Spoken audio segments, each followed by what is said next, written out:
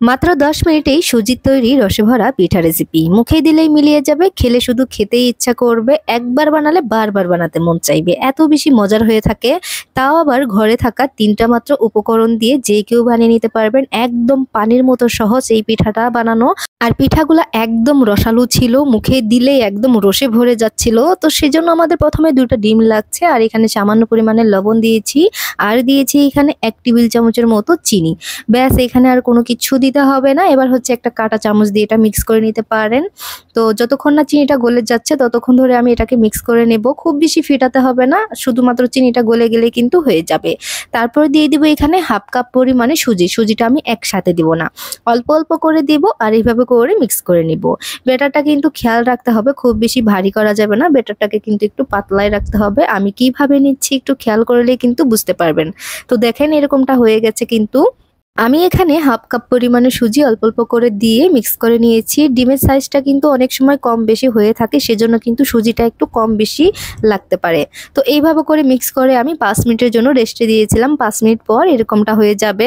তো এখন হচ্ছে আমি একটা কড়াইতে তেল দিয়েছি। তেলটা যখন হালকা একটু গরম হয়ে যাবে, একটা চামচ দিয়ে এইভাবে করে দিতে হবে বেটারগুলাকে। তো এই পর্যায়ে কিন্তু চুলার আঁচটা হাই হিটে রাখা যাবে না, একদম লো হিটে রেখেছি। রেখে এগুলাকে ভেজে নিতে হবে। তো হাই হিটে রাখলে কিন্তু এগুলা পুড়ে যাবে আর দেখতেও ভালো লাগবে না, আর ভিতরে কিন্তু শিরাটাও সুন্দরভাবে ঢুকবে না। তো চুলার আঁচটা মাঝামাঝি রেখে এগুলাকে একটু ভেজে নেব। বেশি এই পিঠাগুলা ভাজতে হবে না, এপাশ ওপাশ ভেজে নিলেই কিন্তু হয়ে যাবে। মাত্র 5 মিনিটের ভিতরে এই পিঠাগুলো আমার ভাজা হয়ে গেছে। তারপর আমি নামিয়ে নিয়েছি।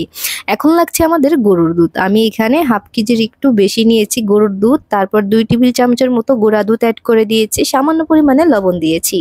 আর দিয়ে দিচ্ছি এখানে 1/2 কাপ পরিমাণে চিনি। চিনিটা আপনারা বাড়িয়ে কমিয়ে দিতে পারেন, যে যেরকম খেতে পছন্দ করেন। তারপর 2টা এলাচ দিয়েছি সুন্দর একটা ফ্লেভারের জন্য। তো এখন হচ্ছে এটাকে জাল করে নেওয়ার পালা। যখন 2 থেকে 3টা বলক উঠে যাবে, এই পর্যায়ে কিন্তু পিঠাগুলা দিয়ে দিতে হবে। অনেকক্ষণ ধরে দুধটা জাল করে পিঠাগুলা কোনোভাবেই দেওয়া যাবে না, এতে করে কিন্তু এই পিঠার ভিতরে শিরাটা ঢুকবে না। সেজন্য 2 থেকে 3টা বলক ওঠার সাথে সাথে পিঠাগুলো আমি দিয়ে দিব। দেওয়া হয়ে গেলে এখন আমি আরও 1টা থেকে 2টা বলক উঠাবো। উঠিয়ে চুলার আঁচ বন্ধ করে এভাবে আমি রেখে দিয়েছিলাম আধা ঘন্টার জন্য। চাইলে এটা 1 ঘন্টা রেস্টে দিতে পারেন, যত রেস্টে দিবেন তত এটা নরম তুলতুলে হবে।